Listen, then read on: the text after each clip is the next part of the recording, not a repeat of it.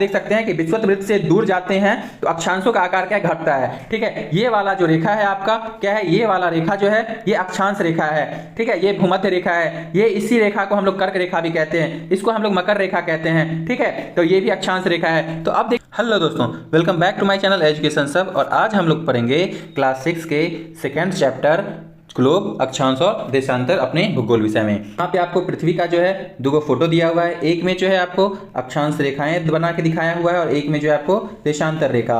और देखिए ये वाला अक्षांश है और ये वाला देशांतर है। हम लोग आगे चलते हैं। अगर हम बात करें तो कहता क्या है कि जो हमारी पृथ्वी है ये गोलाकार नहीं है। हम लोग देखते हैं कि गोल है लेकिन ये गोलाकार नहीं है। अब क्यों गोलाकार नहीं है, तो ये जो है उत्तरी और दक्षिणी ध्रुव के पास क्या है, थोड़ा सा चपटा है। ठीक है, और मध्य में थोड़ा सा उभरा हुआ है। जैसे कि अगर हम पिछले चैप्टर की बात करें जो पढ़े थे हम लोग, उसमें देखे थे कि जो ध्रुव के पास वाला क्या है, दोनों ध्रुव के पास हमारा पृथ्वी चपटा है और बीच में उभरा हुआ है, जिसलिए जो हम इसकी पृथ्वी की बात करें तो इसको हम लोग भूभाग कहते हैं। अगर हम बात करें तो कहता है क्या कि ग्लोब जो है पृथ्वी का लघु रूप है और एक वास्तविक प्रतिरूप है। यानी क्या है कि जो हमारी पृथ्वी अंतरिक्ष से दिखती है सेम एक ही जैसा दिखता है, आपको इसी की तरह दिखता है, इसीलिए हम इसको क्या कहते हैं, वास्तविक प्रतिरूप कहते हैं। और ग्लोब क्या हमारे पास लघु रूप में है। इसके बाद देखिए तो कहता है कि जो ग्लोब है आपका, ठीक है, ये विभिन्न प्रकार के हो सकते हैं। जैसे बड़े ग्लोब हैं, जो एक बड़े ग्लोब होते हैं जो एक स्थान से दूसरे स्थान ले जाने में थोड़ा सा दिक्कत महसूस करवाते हैं। अब कितना जगह आप बड़ा बड़ा बैग में उठा के ढोइएगा। ठीक है, तो इसीलिए क्या है कि दूसरे टाइप का जो ग्लोब होता है उसको हम लोग पॉकेट ग्लोब या कह लीजिए जो जिसमें जो है हवा भर के, यानी कि जो गुब्बारे जैसा होगा, छोटा ग्लोब होगा, जिसको हवा निकाल देंगे उसमें से पिचका देंगे और पिचका करके क्या करेंगे, एक स्थान से दूसरे स्थान तक ले जा सकते हैं। ठीक है, अब देखिए यहाँ पे एक चीज और है कि जो ग्लोब है ये स्थिर नहीं है। याद रखिएगा, ग्लोब क्या है, स्थिर नहीं है। अब इसको स्थिर नहीं है कहने का मतलब क्या है कि हम इसको घुमा सकते हैं। जैसे हमारी पृथ्वी घूमती है वैसे इसको घुमा सकते हैं। या फिर अगर हम बात करें तो देखिएगा कि जो कुम्हार का पहिया होता है या फिर लट्टू होता है वो कैसे घूमता है। तो कुम्हार के पहिया का देखिए ये रहा, इसमें क्या करेंगे हम लोग, एक जगह लकड़ी लगा देते हैं और फिर इसको जो है ऐसे ऐसे करके पूरा घूमता रहता है और बर्तन निकलता है। अब लट्टू की क्या होता है कि आपको जो है वो गोल गोल घूमता है। ठीक है, तो इसी तरह जो हम पृथ्वी को, जो ग्लोब है हमारा, इसको हम घुमा सकते हैं। ठीक है, इसके बाद देखिए कहता क्या है यहाँ पे आपको कि ग्लोब पर देशों, महादेशों और महासागरों का जो उनका सही आकार है उसमें दिखाया जाता है। ठीक है, तो हम लोग लेते हैं कि 1 सेंटीमीटर बराबर इतना किलोमीटर या इतना मीटर, तो इस प्रकार से हम लोग ग्लोब पे क्या है कि उसको दिखाते हैं। अब देखिए आगे चलते हैं तो कहता है कि पृथ्वी के समान किसी गोले पर बिंदु की स्थिति का वर्णन करना कठिन है। अब पृथ्वी से इतना बड़ा गोला है, इस पर अगर हम एक पॉइंट का बात कर दें तो ढूंढना क्या है, कठिन हो जाएगा। तो कहता है क्या कि हम जो है इस लोग को स्थिति की जानकारी कैसे प्राप्त कर सकते हैं। तो देखिए इसके लिए जो है हम लोग क्या करते हैं, कुछ बिंदुओं को या फिर कहें रेखाओं को की जो है हम लोगों को आवश्यकता होती है जो हम लोग खींचते हैं। अब देखिए उसके बाद कहता है कि जो ग्लोब है इसमें हम देखते हैं क्या कि एक सुई जो है ग्लोब में झुकी हुई अवस्था में स्थित करता है। ठीक है, और कहते हैं क्या, जिसको हम लोग अक्ष कहते हैं। याद रखिएगा कि एक सुई ग्लोब में झुकी हुई अवस्था में स्थित है, जिसे हम लोग क्या कहते हैं, अक्ष कहते हैं। अगर हम बात करें ग्लोब पर तो दो बिंदुओं का जिनसे होकर के सुई गुजरता है, इसको हम लोग उत्तर और दक्षिण ध्रुव के नाम से जानते हैं। याद रखेंगे, उत्तर और दक्षिण ध्रुव के नाम से। अगर हम बात करें ग्लोब का तो कहता है कि सुई के चारों ओर घूमता है, किसके भांति, तो आपको पृथ्वी के भांति। ठीक है, पृथ्वी हमारा किधर से किधर परिक्रमा करता है, तो ये आपको करेगा पश्चिम से पूरब की ओर। क्या, तो पृथ्वी जो हमारा गति करता है वो। अब देखिए कहता है कि पृथ्वी पर वास्तव में ऐसी कोई सुई नहीं होती है, यह अपने अक्ष के चारों ओर घूमती है और एक काल्पनिक रेखा है। ये आपको उत्तरी पोल है, ये दक्षिणी पोल है, यानी ध्रुव हो गया। एक सुई दिख जाएगा यहाँ पे लगा हुआ, और ये देखिए ये वाला पोर्शन जो है क्या कहलाया, आपका अक्ष कहलाया। तो याद रखेंगे कि ये वाला पोर्शन जो है आपका अक्ष है। अन्य काल्पनिक रेखा है जो ग्लोब को दो बराबर भागों में बांटती है, यानी कि हम देखें कि अक्ष के चारों ओर घूमती है। ठीक है, और इसके अलावा भी जो है अन्य काल्पनिक रेखा है जो पृथ्वी को क्या करता है, दो बराबर भागों में बांटता है।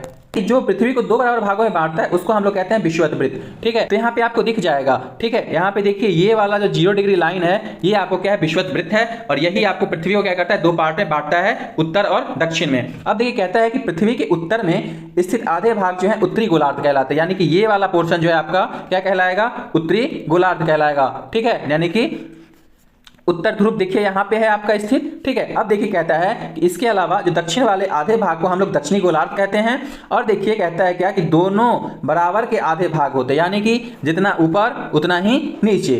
अब इसके बाद चलते हैं तो कहता है क्या है कि विषुवत वृत्त पृथ्वी पर एक काल्पनिक वृत्त है। याद रखिएगा क्या कि जो ये वाला लाइन है, ये वाला लाइन है, ये क्या है, एक काल्पनिक रेखा है, और यह पृथ्वी पर जो है विभिन्न स्थानों की स्थिति बताने का सबसे महत्वपूर्ण संदर्भ बिंदु है। क्या याद रखना है, विषुवत वृत्त जो है पृथ्वी पर काल्पनिक वृत्त है, याद रखिएगा। और जो विषुवत वृत्त है ये क्या करता है, पृथ्वी पर जो विभिन्न स्थान है इनकी स्थिति बताने का सबसे महत्वपूर्ण संदर्भ बिंदु है। इसके अलावा देखिए तो कहता है कि विषुवत वृत्त के ध्रुवों तक जो है सभी जितनी भी स्थित रेखाएं हैं वो क्या करते हैं, समानांतर वृत्तें हैं, उनको हम लोग क्या कहते हैं, अक्षांश रेखाएं कहते हैं, या फिर इन्हीं को हम लोग क्या कहते हैं, समानांतर रेखा कहते हैं। और इसको किसमें मापा जाता है, तो अक्षांशों में, अक्षांशों को जो है अंश में मापा जाता है। तो आप देखिए ये अक्षांश रेखा, ये अक्षांश रेखा, ये अक्षांश रेखा, ये अक्षांश रेखा, ठीक है। 0 डिग्री वाला जो विषुवत रेखा ये भी क्या है, एक अक्षांश रेखा ही है।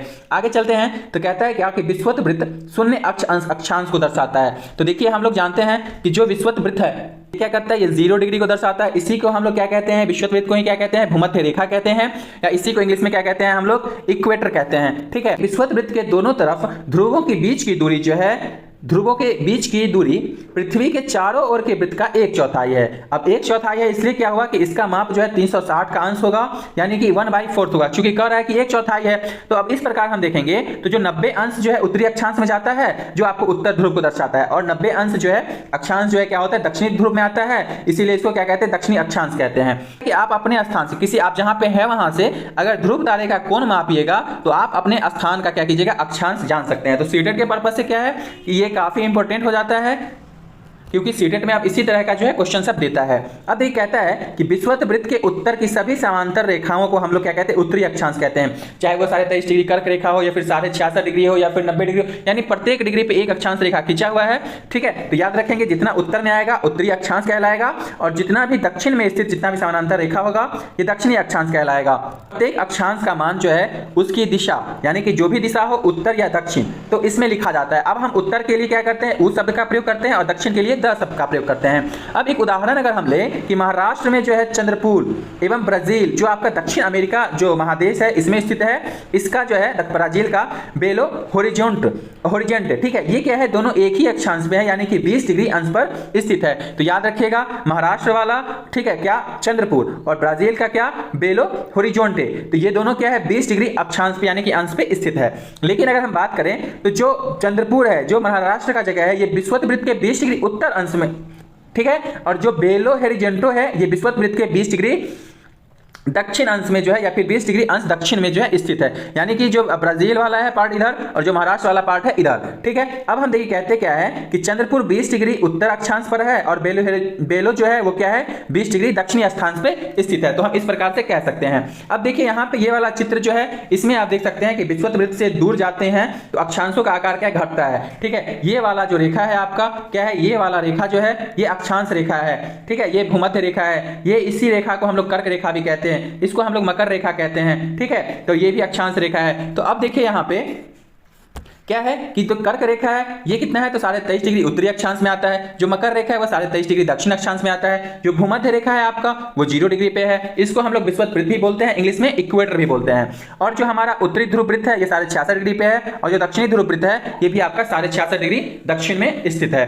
अब जो है इसके अलावा हम बात करते हैं तो कहता क्या है, महत्वपूर्ण अक्षांश यानी कि जो समानांतर रेखा है उसके बारे में बात करते हैं। तो सीधा सा बात क्या है कि कहता है कि विषुवत वृत्त हमारा 0 डिग्री है, याद रखिएगा। जब भी इक्वेटर का भूमध्य रेखा का बात करेगा 0 डिग्री आएगा। जब हम उत्तर ध्रुव की बात करेंगे तो कहां तक जाएगा, 90 डिग्री उत्तर तक जाएगा। और जब दक्षिण ध्रुव की बात करेंगे तो 90 डिग्री दक्षिण में आएगा, यानी कि यहां पे होगा दक्षिणी अक्षांश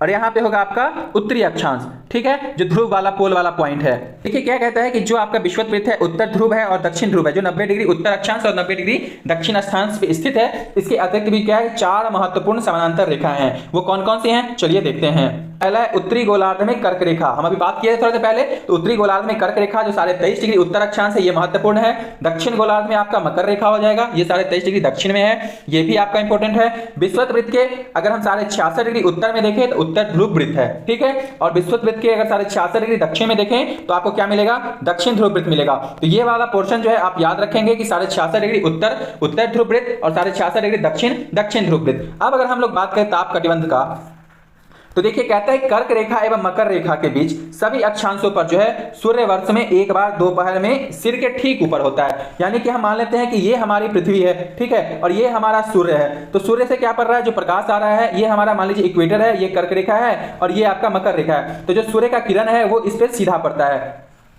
ठीक है।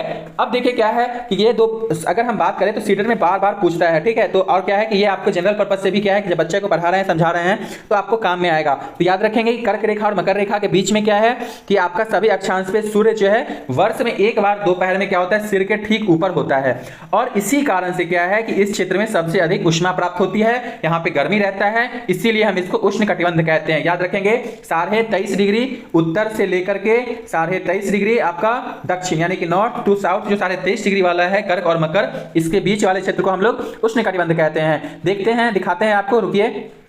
तो देखिए ये वाला जो पोर्शन है आपका, ये क्या है, कर्क और मकर रेखा के बीच का है एरिया, और यही जो है आपका क्या कहलाता है, उष्ण कटिबंध कहलाता है, ठीक है। क्या कहलाता है आपका, उष्ण कटिबंध कहलाता है, ठीक है। अब चलिए आगे, यहाँ पे कहता है कर्क रेखा और मकर रेखा के बाद किसी भी अक्षांश पर दोपहर का सूर्य जो है क्या होता है, सिर के ऊपर नहीं आता है। यानी कि कर्क 23.5 डिग्री के उत्तर में लीजिए या 23.5 डिग्री दक्षिण में लीजिए, यानी इसके बाद क्या है, कभी भी सिर के ऊपर नहीं आता है। हम बात करें तो ध्रुव की तरफ सूर्य की किरणें जो है तिरछी होती जाती हैं। ये आपका जो है क्या यहाँ पे बना हुआ है, तो बना हुआ है, तो इसमें आप ध्यान दीजिएगा तो यहां पे क्या है कि अगर ध्रुव है तो यहां पे सीधा जा रहा है, लेकिन ये अगर उत्तरी अक्षांश है, ये आपका दक्षिणी अक्षांश है, तो क्या होगा, इधर प्रकाश जो है तिरछा जाएगा। अगर कर्क रेखा के बात करें, मकर रेखा के बात करें तो क्या होता है, तिरछा रेखा जाता है, ठीक है। तो इसीलिए कहता क्या है आपको कि सूर्य दोपहर का सूर्य जो है कभी सिर के ऊपर नहीं होगा, और नहीं होगा तो क्या होगा कि ध्रुव की तरफ जो है सूर्य की किरणें तिरछी होती जाती हैं। और इस क्रम में देखेंगे तो उत्तरी गोलार्ध में कर्क रेखा के ऊपर और उत्तर ध्रुव वृत्त, ठीक है, एवं जो कर्क रेखा के ऊपर है और उत्तर ध्रुव वृत्त तक। और अगर बात करें दक्षिणी गोलार्ध में मकर रेखा के बाद जो है आपका दक्षिणी ध्रुव वृत्त के बीच वाला जो क्षेत्र है आपका,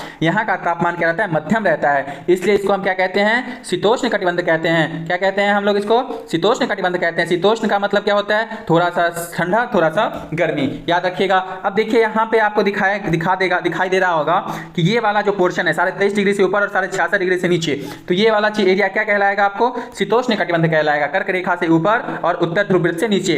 ठीक इसी प्रकार का कंडीशन आपका कहां आता है, दक्षिण में आता है, यानी कि दक्षिण जो शीतोष्ण कटिबंध है, ठीक है। तो यहां पे क्या मिलेगा आपको, यहां पे भी मकर रेखा से नीचे 23.5 डिग्री दक्षिण से नीचे और 66 डिग्री दक्षिण से ऊपर, यानी उत्तर की तरफ अगर देखिएगा तो दक्षिण शीतोष्ण कटिबंध आपको मिल जाएगा, ठीक है, यानी कि मकर रेखा और दक्षिणी ध्रुव वृत्त के बीच वाला पोर्शन।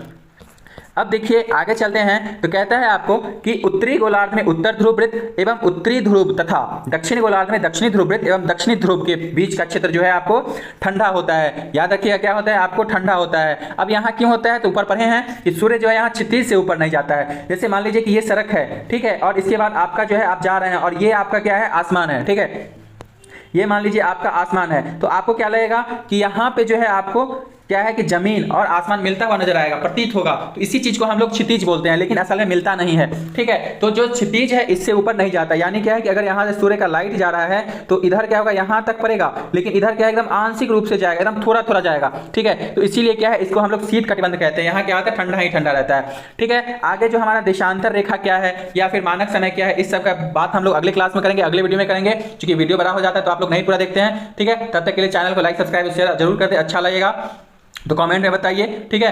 कृपया मेहनत को सपोर्ट कीजिए, धन्यवाद।